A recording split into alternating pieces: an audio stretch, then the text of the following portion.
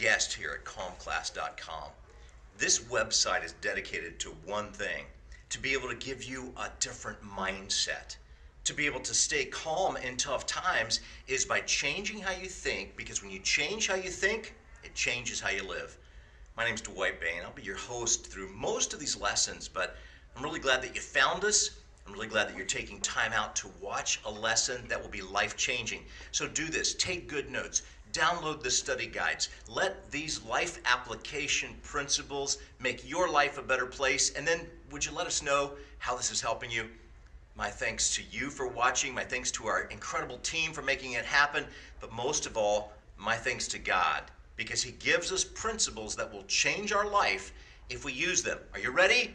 Let's get started. God, thank you for the opportunity to spend time with these friends and the opportunity to talk about moving beyond our character flaws. Each of us have weaknesses. And God, if we don't deal with them, we are destroyed by them. We can't fix it, God, but with your help, we can be transformed. And I pray that you would use this lesson to change hearts, but God, most of all, use it to change mine. And we pray in Jesus' name, amen. Amen. So everybody has flaws. Everybody has flaws. All right, so picture it like this. All right, so this is you, but really, this is you. Okay, so we have flaws. And if you don't believe that you have flaws, ask the person that you're married to. They will help you understand that you have flaws, right? And in fact, turn to somebody next to you and say, you have flaws. You have flaws. It's a fact. You have flaws. And here's what happens. So we take our flaws, and so I've got a piece of tape here, because what we try to do is we say, well, you know what, I'm gonna work on that, and so we try to tape it up. And the problem is that as soon as we do, something else tears. I mean, we have flaws, we have problems. But the interesting thing is, no matter how many flaws you have, and I'm telling you that we have a lot of them, there's not enough tape to fix that. But most people don't care, because most people don't know your flaws. You do, maybe your closest family do, but the rest of the world don't know it because you're not famous. But what would happen if you took all of those flaws and you elevated that person so that everybody could see? Then what you would have a tendency and a propensity to do is to think, well, that person's really more screwed up than me. No, that person's just on TV. You can see their flaws are magnified. And that's why the topic of today's lesson is dealing with the Elvis in you.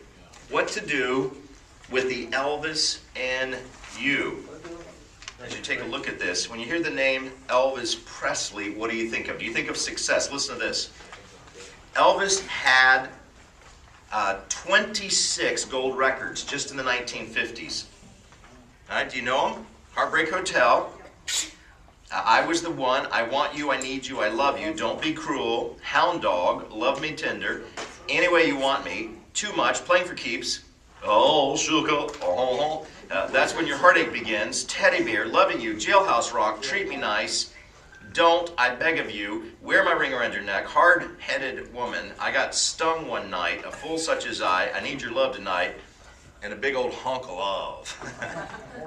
That was just in the 1950s. Elvis Presley, and of course the reason that I think about Elvis is because of being in that part of Memphis last week, going by Graceland. We've already taken the tour. It's kind of a one-time place.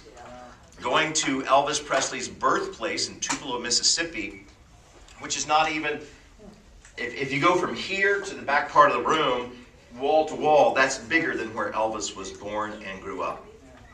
It is a shack. And so you go from that to a mansion called Graceland. How do you do that? Well, he was very successful. So when you hear the name Elvis Presley, do you think of great success? His first song.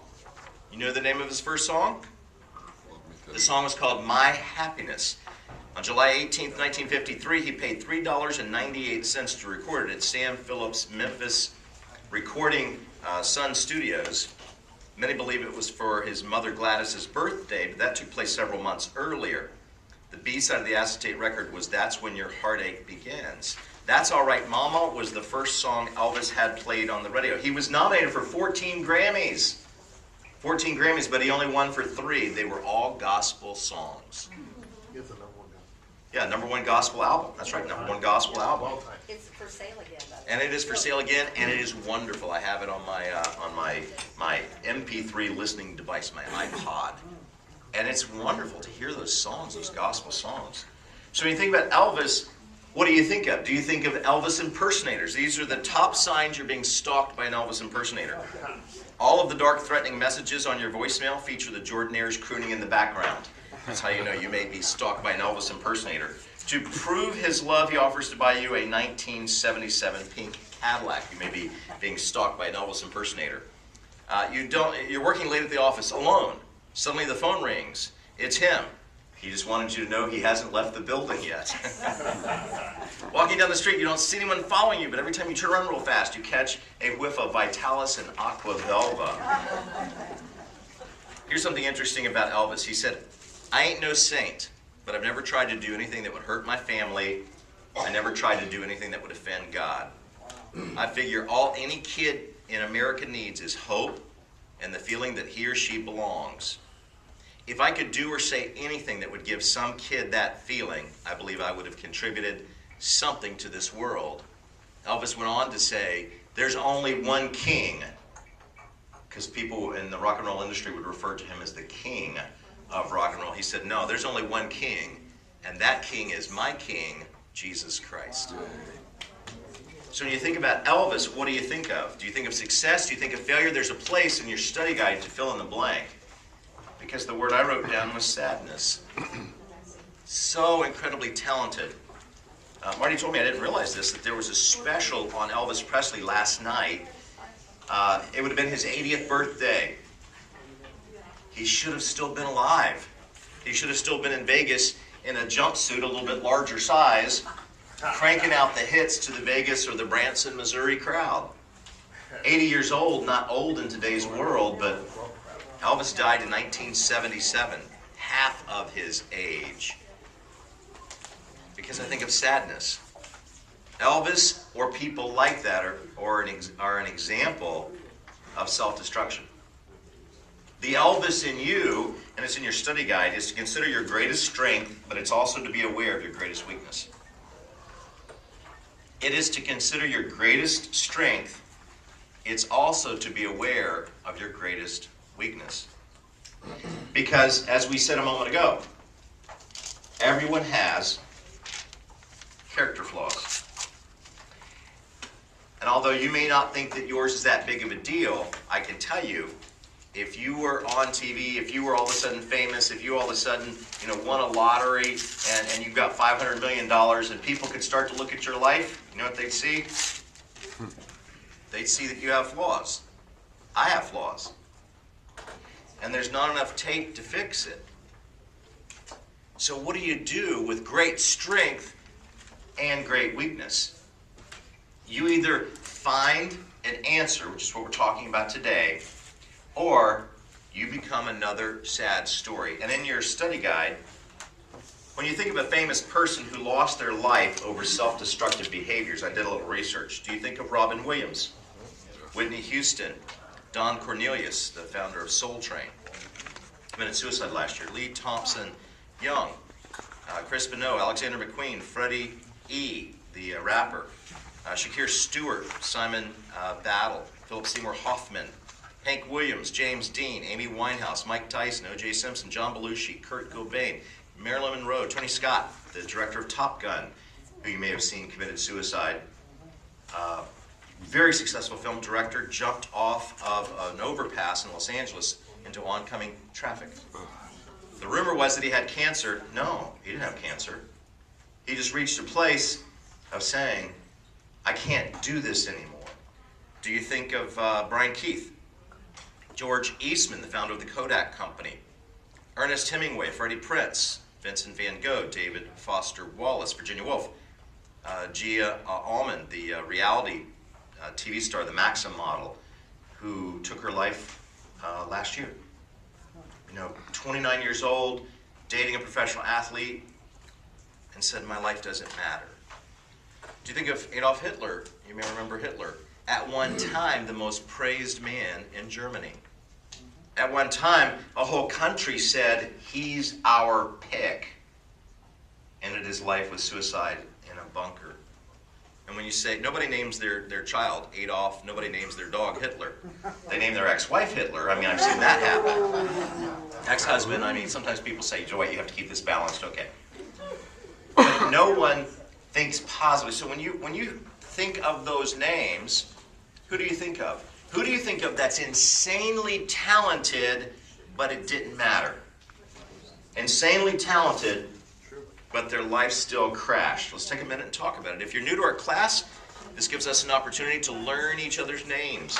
It's so important to learn each other's names. Hi, my name is Dwight. Learn each other's names, and then who do you think of? See if you can come up with 5 more names. Go. Who else do you think of? Incredible talent, incredibly self-destructive. Marty. We have a list. Okay. Judy Garland. Judy Garland, oh yeah. Mama Cass. Oh, yeah. Yes. Janis Joplin. Yes. Jimi Hendrix. Great. And Steve McQueen. Steve. I didn't know Steve. Yeah. That's all our list. All right, who else?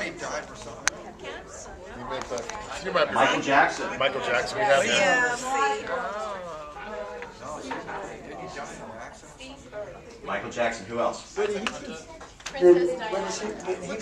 Isaac Hunter. Oh, Isaac Hunter, locally. Yes. I was going to Oh, so talented, you're right. the other guy's name. Karen Carpenter. Oh, the other guy. Aaron Carpenter. Karen Carpenter. Steve Spurrier. Who else do you think of? Steve Spurrier. Steve Spurrier. Who is that? That's a coach. Coach for Florida. I'm not Very so destructive. nice He ain't dead coach. yet, but he's very destructive. Very self-destructive. Woody Hayes. Heath Ledger. Keith Ledger, yes. Jim Baker. River Phoenix. River Phoenix. Woody. overcome, though. That's it. Good, that's good. Woody Hayes. Who's Woody Hayes? Ohio State football. Oh, okay, Woody Hayes. Whoever. No, you can be self-destructive. It's on the way to death. Yes, Miley Cyrus. Very good. Very self-destructive. I didn't know she committed suicide. You're not dead yet, but if you keep living that way, you will be dead soon. Yep, yep. Princess Diana. Princess Diana. All right, so here are all these names. Listen to, this is Kansas City Chiefs linebacker Javon Belcher. Now, this is what he said in front of his coach and his manager. All right, so here's an NFL player. Tiger Woods, very self-destructive behavior. Kansas City Chief linebacker Javon Belcher, NFL player. He's in front of his coach and the general manager of the Kansas City Chiefs, and he said, I wasn't able to get enough help. He had his girlfriend there, shot and killed her, shot and killed himself. Because he said, I wasn't able to get enough help.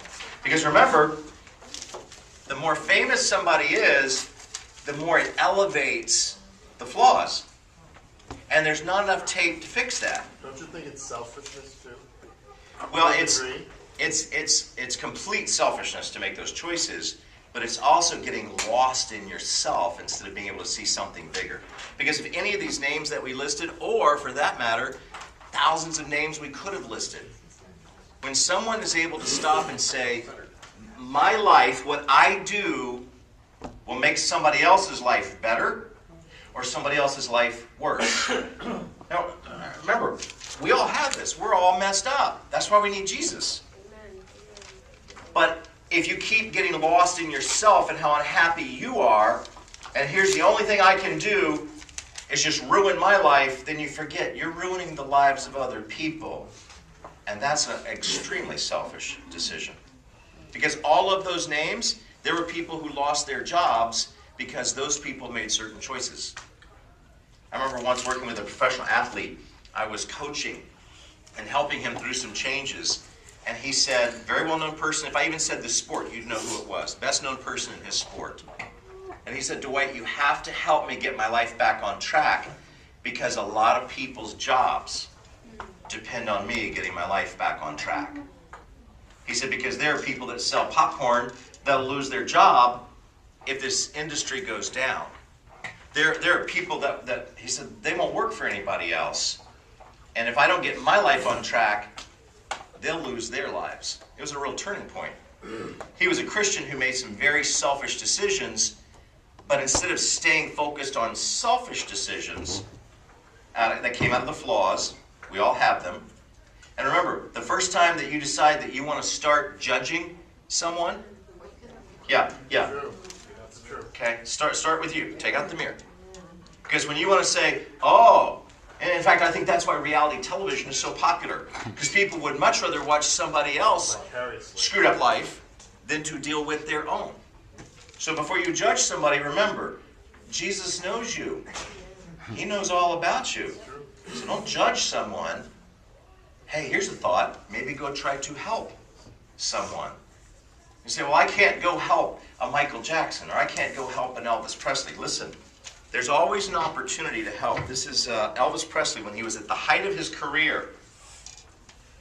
Top of his career, Elvis was at a spiritual low. This is from Rolling Stone magazine.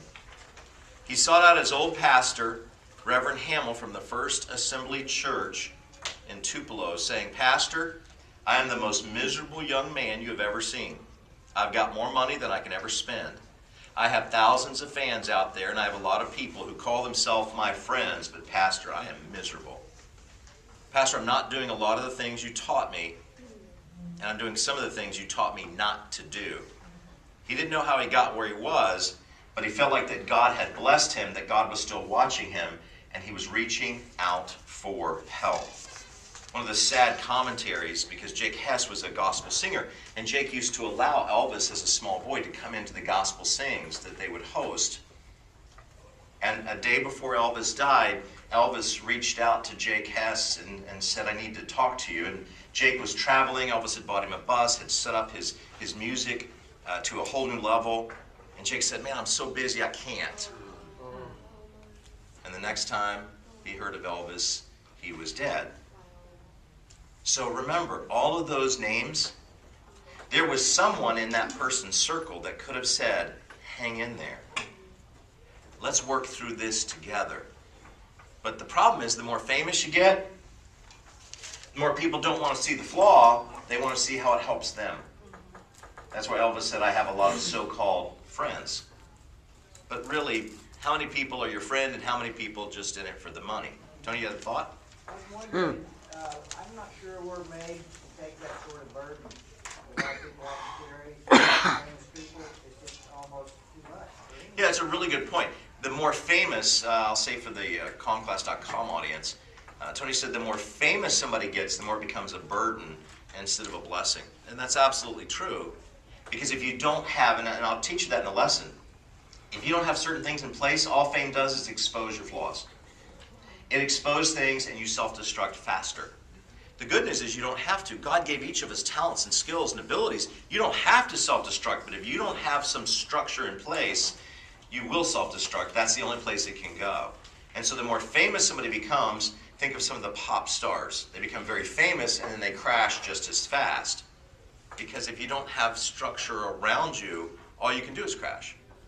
Let me put it in a different context. If you were driving a race car, and you were trained to drive a race car at 200 miles an hour around a circular track, you're going around just a few seconds, you're circling that track. If you know what you're doing, because you've been racing since you were 5 years old in a go-kart somewhere, if you know what you're doing, you don't kill yourself. You or me, 200 miles an hour? We all think we're big and bad. Oh, I can do that. But in real life, you would just crash and die. But what if you were going 2,000 miles an hour? We say there's no way to hang on. Well, that's why you need support around you. God put talent inside of you, and if you don't follow God's path, then you'll self-destruct. We see that in the life of King David. Became very famous very fast, and then made some terrible choices because the flaws were exposed. It does not have to happen that way. Joseph's a great example. Daniel's a great example. They were given more fame, more power, but they remembered who gave it to them. They never took themselves seriously. So let's take a look in your lesson, because the Apostle Paul does his greatest thinking when he writes to Rome. And the Apostle Paul points out, hey, you have self-destructive tendencies? Yeah, me too.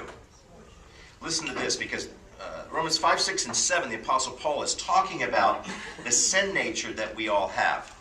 The sin nature. Let me skip down to chapter 7, verse 15. Because the Apostle Paul, the whole 5th, 6th, and 7th chapter, he's saying, you have flaws, I have flaws. And then by the middle of the 7th chapter, he just says, it isn't about you, it's about me. Listen to what he says. For I don't understand my own actions. For I do not do what I want, but I do the very thing I hate. Now, if I do what I do not want, I agree with the law that it is good. Because the law says you have to do right, you have to do wrong. And so Paul says, I agree with that. So it is now no longer I who do it, but the sin that dwells in me.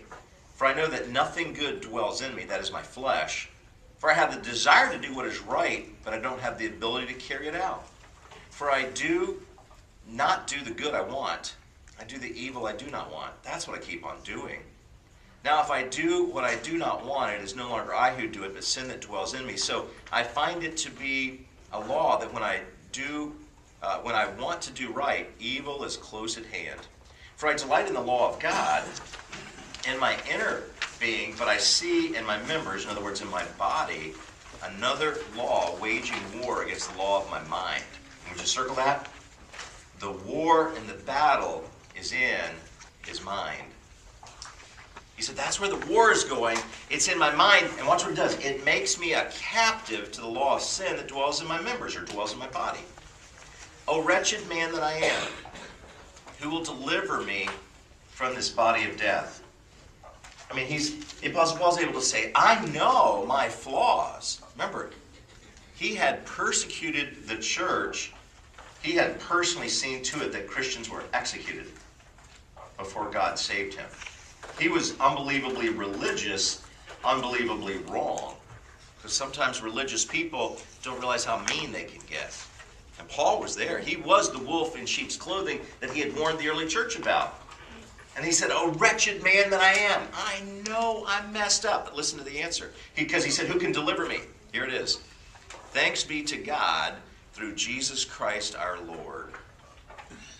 The answer was Jesus. It was then, it is now. And then look at the next part. His conclusion as he writes to Rome, the capital of the world, he said, so then I myself serve the law of God. Here it is, with my mind. With my mind. But with my flesh I serve the law of sin. If you want to win the battle against self-destructive behavior, you have to change your mind. I call it a spiral. Okay, so if you think of a spiral, the top of a spiral, self-improve. If you don't change anything on the spiral, all you can do is self-destruct. It works like this. You can spiral up, which produces growth, or spiral down, which creates grief. But you have to choose, because life is like a giant escalator that's always moving down. If you want to grow, you have to climb. You have to go up against the flow. So which way are you going to go? If you want to grow, you have to climb. Say that with me. If you want to grow, you have to climb. One more time. If you want to grow, you have to climb. So if we're climbing closer to God, guess what? Now we're protecting ourselves and our mind from serving what the Apostle Paul calls the law of sin. What if you don't have time to read God's Word? What if you don't have time to spend with godly influences? Okay, so here's what happens. Because if I'm not growing, which is work, if I'm not diligently doing something, the only direction it can go is down. Down. Way down upon the Swanee River, far, far away. The only direction you can go is down, baby. Now, I would try to do that with an Elvis, but you guys couldn't handle it. I mean, it would just... I mean, Oh, come on. it would break the camera. Yeah, it would break the Come camera. on. Come on. Yeah, here's the cheering section. I got another I also know camera. this, and this will surprise some of you because there's so many musically talented people here. In the morning, in the shower, when I am singing, I know they don't have to look for the next American Idol. I know where he's at. There you go. I know where he's at. It's like a honka burning love, baby. I mean, you know, I can do Jailhouse Rock, and I hear the sound, and I go, oh, man. And then the problem is apparently the other people that live at my house, they can hear the sound too. And I'll say, I know I need to go to Nashville because I've got a sound unlike anyone's sound. And they'll all say, that's true. No one sounds like you. And I said, exactly. No one sounds like me. And they'll go, no one sounds like you. And I go, right. I mean, I've got something that's so unique and they'll go, yep. No one else has it. And then I think I've heard them say as I walk out of sight, and no one else wants it. Spiral up equals work, equals change. Spiral down is where everybody goes if you're not working. John? Thinking about that, and it does make sense, and I agree with it, that you got to keep working. And then another thought comes into my mind about going with the flow. Where do you find the balance in that? From my perspective, and I love the fact that we're with a group of thinkers here. From my perspective, if you go with the flow, here's a quote for those of you who tweet. If you go with the flow, you won't end up where you want to go. Because culture tends to pull us in a certain direction. And I believe that God, just like He's given each of us a unique DNA, a unique thumbprint, is He's given us a unique path. And so if I just coast, I'm not going to end up. The current will take you somewhere, but I don't believe it's where you need to be. And so it's to figure out, God, what did you put me on this planet to do? Am I doing it? Am I living it? And that will require work. That will require brain power. That will require legal pads and journalists and counselors and mentors and coaches. Because if you just coast, you can look up, take Google, and you can look up and see, where do most people end up at age, 65 or 75 or 80 or for that matter 25. So we got a chance to talk to a young woman whose marriage is in a pre-divorce situation. And she said, I've never been to a counselor before. And I grew up, counseling meant that somebody's really failed. And I said, well, counseling is to help people in a crisis. And she said, I don't think I need to be here. I think my husband's the one that has to make all the change. And I said, young lady, if you'll go to Google and you'll look up people your age with your number of children and your racial background, you'll see that if you continue that mindset, you will be divorced. Because people in your age bracket, if I just go with demographics, just go with culture, people in your age bracket will average 3 husbands, 2 children because of your racial background. Wow. I said, so you're in your first marriage, and if you continue that mindset, then we know that you're going to be married, on average, 2 more times. So you want to cash out of this marriage well so you can get ready for the next one. She said, well, I don't want to be divorced. I don't want to go through all that. I said, then you're going to have to change. There's never been a marriage where one person was the whole problem. That does not exist, except in the movies and in romantic comedies, I think, that involve either Julia Roberts or Katherine Heigl or Sandra Bullock. Apparently in those movies, it's always the guy's fault, and you just need to get a better guy, right? Yeah. Marty, did you have a thought? What led her to go speak with a counselor? The attorney said you ought to talk to a counselor before it goes to litigation. Looks good. But if you're going to counseling, or you're going to church, or you're going to anything saying, I'm not the problem, it's the other. I'm going to this church service or this counseling or this coaching because it's the other guy who has a problem. I don't need to change. See, the problem is if you aren't changing you, if you just drift with culture, then you'll get what culture gives you. And the problem is you won't like that. And I don't think that God designed any of us to be average. I don't think that God's in the average business. He's in the, I want to make you who I designed you to be business, and usually that's going to be an uphill climb. Do you have a thought over here? Yeah, we can't solve a spiritual problem with physical means. We have to grow in Christ. We have to grow and allow God to grow us. If we're saying to ourselves, I've done all I can, then we haven't really given it to God. We have to let God grow us. Yeah, and Patrick, have you seen that God will take us to an impossible place where the only answer is God? Exactly. Right. I mean, with Elvis Presley, you couldn't have had more money. You couldn't have had more fame. The guy's been dead almost 50 years, and he's still one of the richest entertainers in the history of the world. Last year, the Elvis Presley estate, his estate, made over $55 million. And he's been dead a long time. He actually made more than other people have made in their whole career, and he's been dead for decades.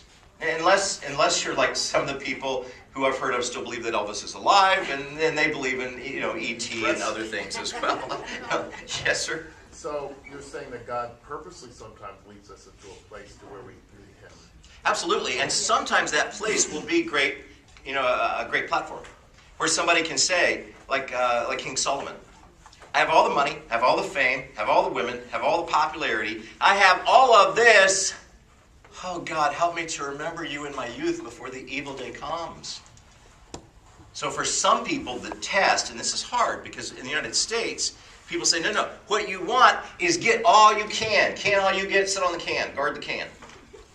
Right? Because we live in a culture that says if you get all of that, then you will be wonderfully happy. But did you see the names that we read on the first page? Most of those people had money and fame and power and popularity, any choice of partner that they wanted, and yet they still reached the place to say, my life is over. My life is meaningless. My life doesn't matter. I'm going to end my journey. Tim? God did not call us to go with the flow. He called us to go against the stream. He called us to not to the easy path, but He called us to the difficult. Yeah, that reminds me of the teaching of Jesus, who said, wide is a path. Jesus taught in a culture where 80% of the world was in slavery, 20% owned a business of some kind. So he was talking to 80% slaves. And he said, hey, you know what? There's a wide path. It's kind of downhill. It's an easy journey, and it leads to destruction. It leads to what we're talking about, self-destruction. He said, but here's the good news. Here's the good news. There's a narrow path. It is hard. It is uphill. That leads to life. Let's take a look at it, because this spiral process is built on key factors. Number one, obviously the home. Number one is the home. We got lost in Memphis last week. I was looking for the zoo, and I have this companion named Siri who delights in lying to me and taking me to places. And I'll say, Siri, take me, and then Siri all of a sudden just goes away. And then, because I'll end up in a place I did not want to be. And my daughter said, Dad, lock the doors, because if you're going to parts of Memphis, it's dangerous. There are some bad neighborhoods there. And Elvis Presley wrote a song. It wasn't one of his more famous songs. And the song was called In the Ghetto. Yep. In a poor little town, a baby child was born. And his mama cried. Because if there's one thing that she don't need, it's another little mouth to feed in the ghetto. And the ballad song goes on, and it talks about how the young man grew up and he learned how to fight, and he learned how to steal. And on a given day, spoiler alert, his life was taken from him in a crime. And his mama saw him and she cried in the ghetto. Elvis Presley's dad went to prison for writing bad checks. His family life, his twin, he was a twin. His twin died, was stillborn when he was born. And growing up, his mom said, your brother was like an angel and God took him to heaven and left you. Your home life, and if you'll go back and you'll look at the lives of the people on that first list that we made of these self-destructive celebrities, you'll see something in their family, something in their home, something in their family life. It's always there. In some ways, it's almost like it drives them to fame, but because they don't correct it, it drives them to self-destruction. Home, the first factor. Heart, the next factor. Heart. When I think about heart, Elvis Presley used one of these. This is a guitar pick. He used a little piece of plastic like this. And because he had heart, he made the world sing. Think of anyone else. Don't count George and Paul and John and Ringo because they were a group.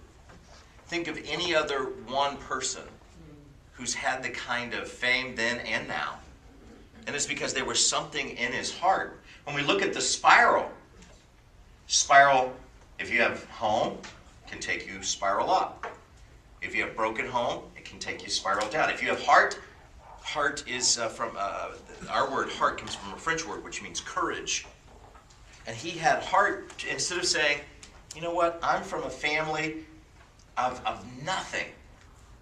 I mean, if you ever have a chance to be in Tupelo, Mississippi, which is a small place, and to go through Elvis's birthplace, which is free to the public, the museum, there's a charge, but the house itself, just walk through. It takes about 1 second.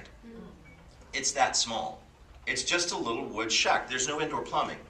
It's just a little wood shack. But that wood shack, to most of the people who came from wood shacks, kept them trapped in a wood shack. He had the heart and the courage to say, I don't have to stay here. I don't have to stay here. Heart. The third thing is heroes. Heroes. Elvis Presley, when he was in high school, worked in a movie theater, and he would watch the lives of James Dean and Marlon Brando, and he would fantasize as a teenage boy, I want to be like that one day. But his greatest hero, his mom, Gladys. Heroes. Look what Pope Paul VI said. Every mother is like Moses. She does not enter the promised land. She prepares a world that she will not see. But with heroes, you have to have heroes who are godly. Look at the warning Solomon gave us in Proverbs 12:26. A righteous man is cautious in friendship, but the way of the wicked leads them astray. Hustle. Yeah, sure, Jared. I think we all need to be careful who our heroes are, because I think this list that we created is a true testament to the world that money and fame is not the answer to life's questions. And I think our goal is not to become rich, rather it's to learn how to live a rich life. Oh, that's good. And so I think if we pick the wrong heroes in our life, we spiral down. That's true. If we pick the right heroes, we spiral up. That's a very good point. As Jared said, I'll say for the CALMClass viewers, the goal isn't to be rich. Jared said the goal is to have a rich life. Because when you think about Elvis Presley's hero, James Dean, he became that. He became more famous than that. Do you remember what happened to James Dean? If you're old enough? Same thing happened to Elvis. In the Memphis newspaper 2 weeks ago, they finally released the records of the physician who was tried and found guilty after Elvis's death. Because remember, if you're from that generation, you remember that the news media, there was a press conference at Baptist Hospital in Memphis, and at the press conference, the hospital administrator, where Elvis, and this is back in the 1950s and 60s, Elvis gave them millions of dollars a year. That's a lot of money now. Then it was an unbelievable amount of money. That's why the ambulance, when they came to pick up Elvis, when the 911 call came, they didn't take him to Methodist Hospital, which is closer to Graceland. They took him to Baptist Hospital. Because in Baptist Hospital, the hospital administrator said he did not die from drug overdose. And then Elvis's own physician, who in the article that came out in the Memphis paper, it was pretty interesting. The number will shock you. Hang on. Because he was Elvis's private physician from the time he became famous until the time of his death. And he wrote and got prescription medication. Over 1 million pills. Ooh. In less than 20 years. Yeah, it's like Michael Jackson's doctor. Exactly like that. Of course, the doctor lost his license, but the doctor was allowed at the press conference to stand and talk, and the doctor who had prescribed all this was happy to stand up and say he didn't die from drug overdose, meaning illegal drugs. But over 1 million pills? Over 1 million pills? Yeah. The toxicology report showed prescription drugs, 50 times the normal limit. But illegal drugs never did that. So it's a very good point, Jared, when you think about the people around you. If the physician, your own private doctor, who's borrowing $250,000 a year plus the money you're paying him, if your own doctor is saying, hey, I'll give you whatever you want, just keep the money coming. friends like that, who needs enemies, right? So, yes, be very wise in picking your hero. Yeah, Jake?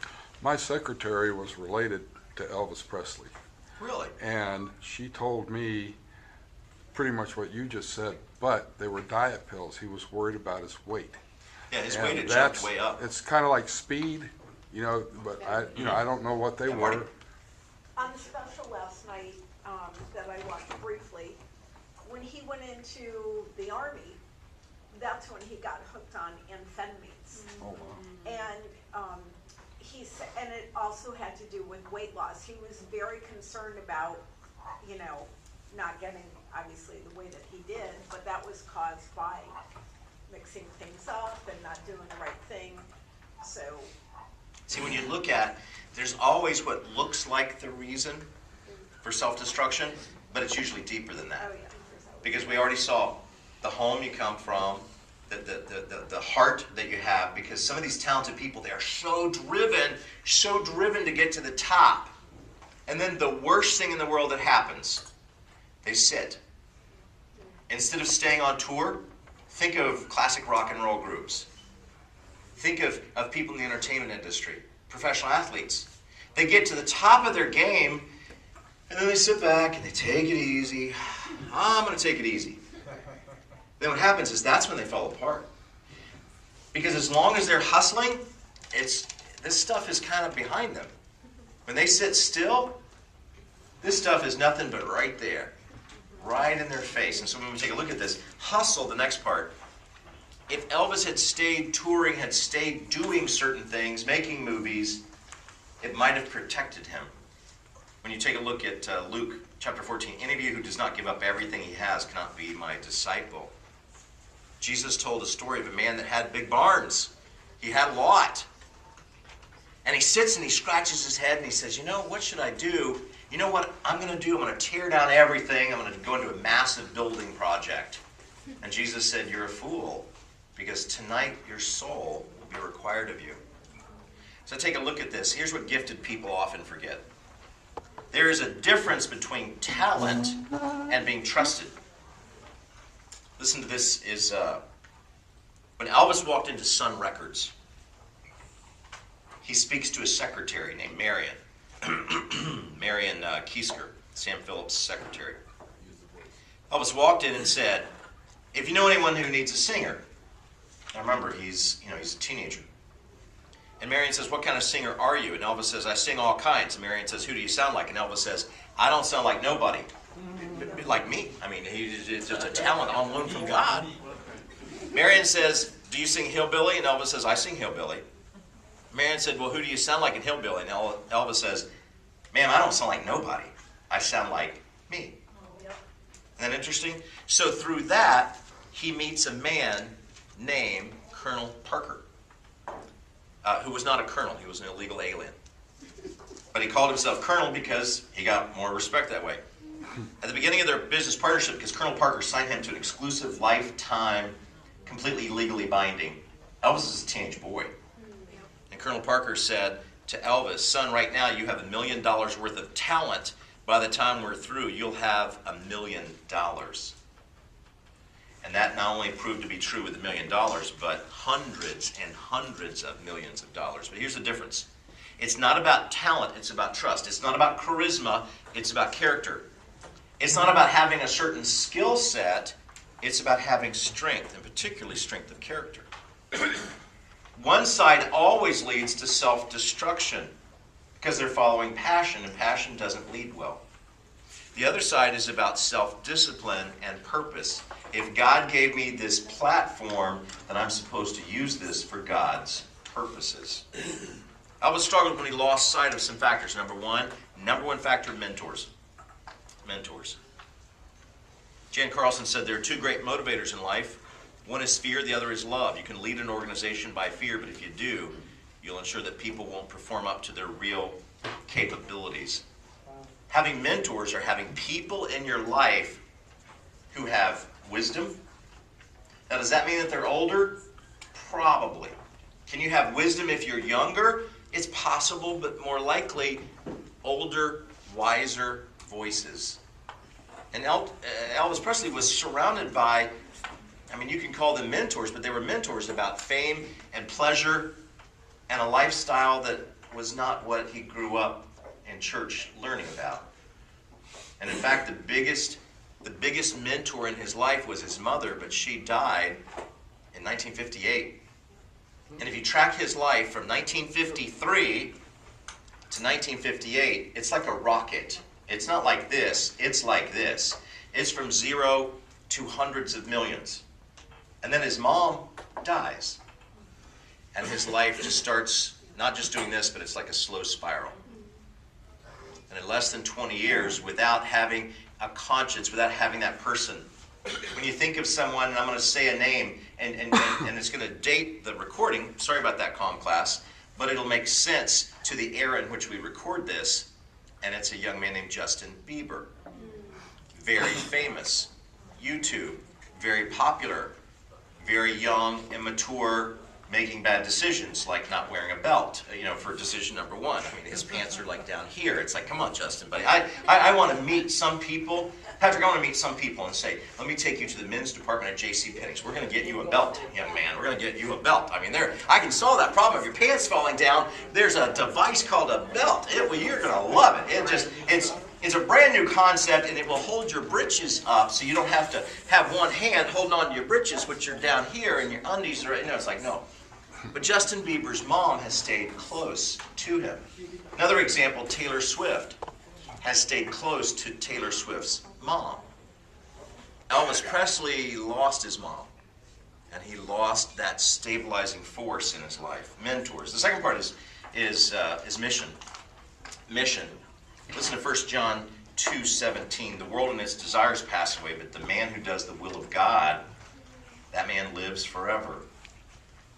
To be able to say, this is my mission, this is my purpose, this is my thumbprint, this is my DNA, this is what I was born to do, this is what God put me on this planet to do. And Ruth, the men that I was mentoring this morning I was in a breakfast meeting with some Christian leaders. I was really challenging them about getting bold and not being afraid to make some major changes, like you're going to have to sell your house, you're going to have to move, but it's God's timing. What I didn't know is that our friend Jay Strack was a couple of tables over, because Uncle Jay did not look like Uncle Jay. He looked like a guy getting coffee early on a Sunday morning. And I didn't pay attention because I'm challenging these guys. And then Jay Strack tweets that he saw me challenging these guys in a restaurant. And I thought, Jay, if I knew you were there, I'd have just said something spiritual. I mean, I would have tried to act, nice. I would try to act the part. I didn't know that people were watching. And it was wonderful what he said, because when you know your mission, you're unstoppable. The problem is most people, they don't have that. And so they do today what they did yesterday, and they're going to do tomorrow what they did yesterday, and they're going to kind of coast.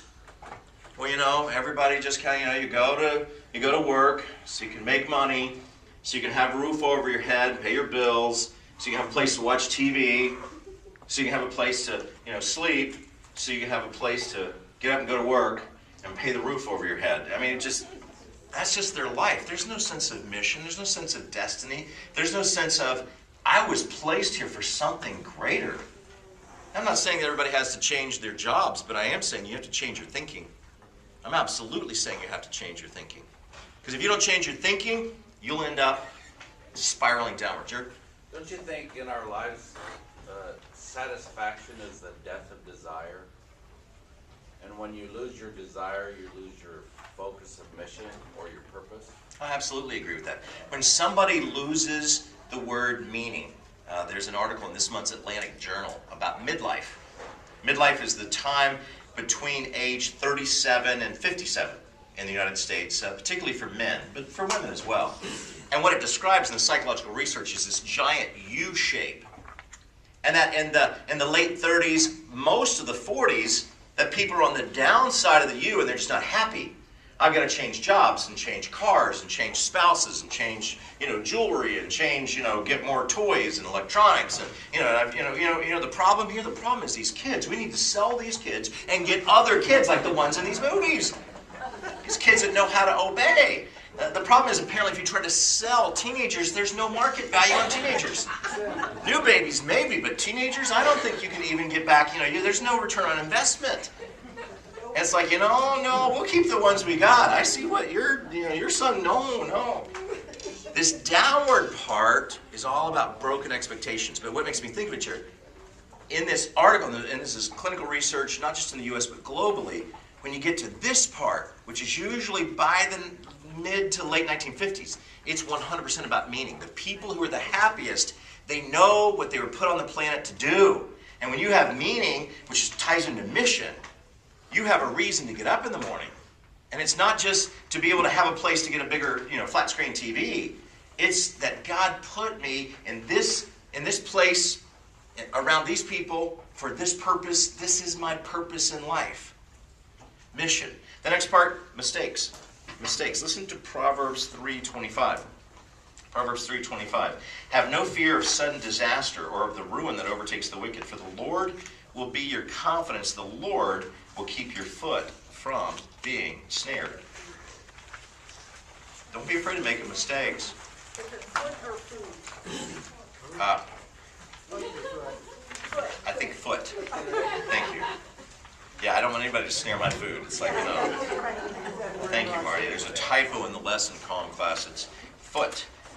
Although, in some places, I will say to CALMClass.com viewers, in some places, if you snare my food, I will be extremely unhappy with you. That's why on Thanksgiving Day, there's so many. I don't know if you noticed on Thanksgiving, you could see in some families, they were just like 1, 2, 3, 4.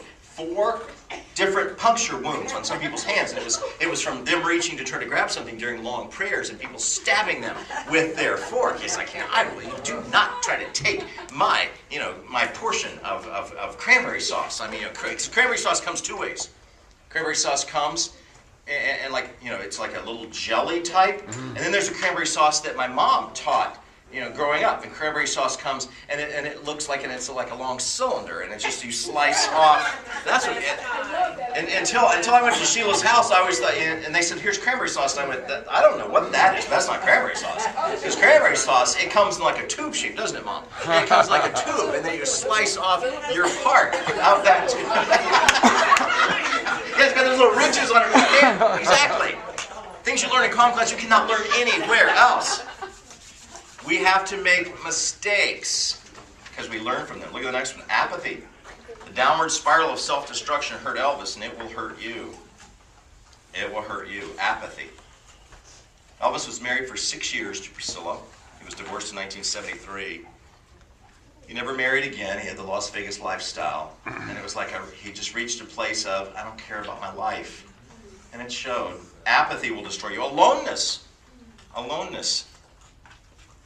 Ecclesiastes 4:9-10. 2 are better than 1 because they have a good return for their work. If one falls down, his friends can help him up. And Elvis Presley did have the Memphis Mafia, the TCB, taking care of business guys, but so many of the entourage, and it's true with Whitney. It was true with Whitney Houston. Certainly true with all the celebrities today. Jennifer Lopez travels with almost 100 people in her entourage. And those people, they have jobs to get the celebrity what the celebrity wants. Professional athletes, kind of the same thing. And so when you look at it and you say, well, why doesn't somebody tell them the truth? Because, where else are you going to make that kind of money? Marty?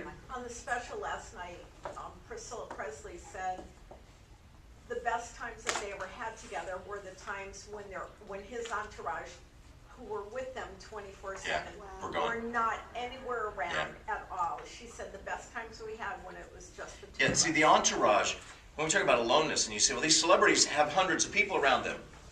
They don't have hundreds of people who are watching out for them. They have hundreds of people who are watching out for themselves. Exactly. Because they get salary, and they get travel in private jets, and they get all the perks of that. John?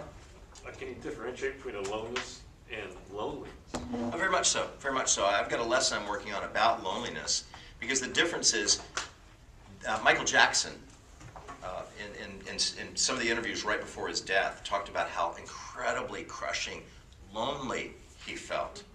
Aloneness, I'm at peace with myself. And most people don't have quiet times of quiet meditation where it's just them and God, and it's peaceful. Aloneness is what you want. You want times of aloneness. That's when you're recharging. Loneliness is when you feel bad about it. OMG, I feel so bad, even though you may be in the middle of a huge crowd. And these celebrities have a crowd of people. Michael Jackson couldn't walk anywhere without being mobbed, and yet he felt crushing loneliness. Aloneness, a deep spiritual construct. Loneliness, a psychological one. Is the loneliness more so complete, total self-absorption, whereas aloneness, you are alone with, like you said, with God? Yeah, I think that's a good observation, Barbara, because the idea of loneliness, loneliness goes very quickly into pity. How bad my life is. Aloneness goes quickly into praise. God, how good you've been. And when it's just me and God. It's just me and God. And so that aloneness provides deep spiritual strength. It provides worship. It provides praise. Loneliness, pity, and self-destruction. Loneliness is about myself. Yeah, loneliness is about me. Whereas aloneness, I'm not happy, and it's part of that midlife deal where people just say, my life isn't where I want. And one of the interesting things is just count the number of times somebody uses the letter I, or the word I, or me, or mine. So we take a look at this. Apathy leads to aloneness, leads to addiction. True for Elvis, true for most of the people on our list. My friend June Hunt describes the downward spiral of drug dependency. Drug abuse, and you'll see it in your study guide, drug abuse, totally different than drug addiction. Because you can be addicted to substances, you can be addicted to behaviors.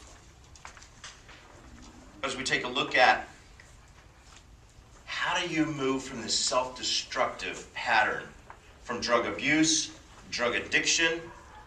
Let me tell you how to change your world by breaking what I call the Elvis factor. Number one is to dream it. Number one is to dream it. Number two is to plan it. Number two is to plan it. Number three, work it. Work it.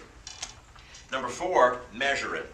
Because to measure it is to be able to say, how am I doing? That's why you have a coach. That's why you have, you keep goals. That's why you write things down. Because you're measuring, God, what did you put me on this planet to do at this season of life, and what am I doing? And then you have to measure. You have to have accountability. The threefold process of coaching that I teach, number one, coaching is asking questions. Number two, it's developing an action plan. Number three, it's holding people accountable. Ask questions, action plan, accountability. Holding people accountable. That's why you measure it. And then once you measure it, you work it again. And then you work it again so that you can experience it. You can experience it. To experience it is to see it, is to feel it, is to hear it, is to live it. This is what I'm supposed to be doing, God. This is what you called me to do. And when you see an entertainer, or when you see anyone who's reinventing themselves, it is exciting to be around. Jim Henry, our friend, Brother Jim, this morning teaching Downtown Baptist Church, the church that called him in 1977 from Two Rivers Baptist, right across from Opryland in Nashville. Beautiful little church, little facility that Brother Jim was pastor of. And God called him to Downtown Baptist. And then for a season to here, and this morning back at Downtown Baptist. And the thing I love about our friend who's, closing in on age 80, stronger than ever, more excited than ever. I had dinner with my mentor this week, Elmer Towns, 83 years old. And I said, Elmer, you seem so energized.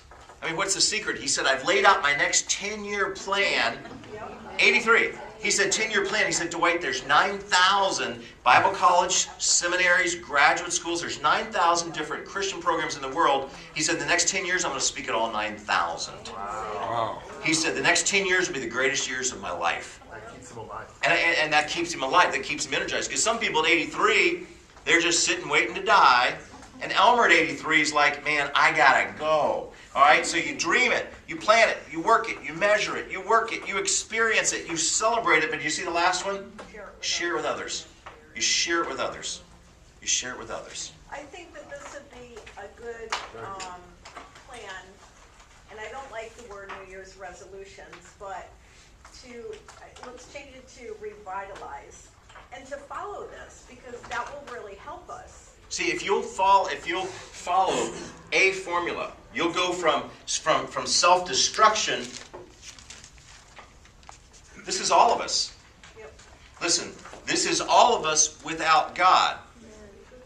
All we can do is find more creative ways to mess up our life. This is what God wants. If we walk with God, He says, let me give you a whole new page. But God, you don't understand. I'm 83 years old. And God will say, you don't understand. Moses was 80 when I called him. God will give you, God moves you from this to this. There's no amount. Well, I'll just fix it myself. There's not enough tape. But if I'm able to say, I don't want to self-destruct, God, I want what you called me to do. God says, let's grow. Not let's go. Let's grow. Because I've got some great things for you. Let's pray for that. Father, thank you for these friends, those that watch online. Help each of us to remember to move from self-destruction to what you called us to do, God. What you called us to do. Help us to live better because of our time together. In Christ's name, amen. Have a blessed week. Hi, Dwight Bain here, and I want to tell you about CALMClass.com. The website that you came to is actually a teaching lesson that we record in Orlando, Florida, every single week. You can actually come be part of the live audience. If you're in Florida, maybe you're visiting the Orlando area, come check us out. We meet at 3000 South John Young Parkway. It's on the campus of First Baptist Orlando, which is actually a pretty large place. So what you're looking for is a large building by a lake. It's a big 3-story building called Faith Hall. And we're in Faith Hall, upstairs in room 301. But if you don't get a chance to come live to the presentation in Orlando, then if these lessons about making your life work better, to get past frustration in relationships, maybe frustrations on the job, maybe you're just kind of feeling beat up about what you believe. If you enjoy these lessons, would you do me a favor? Would you tell a friend? Because by your experience of telling other people, hey, this website helped me, these lessons helped me, when you're doing that, you're helping take the message that we teach in Orlando and to be able to spread that to the entire world. And thanks.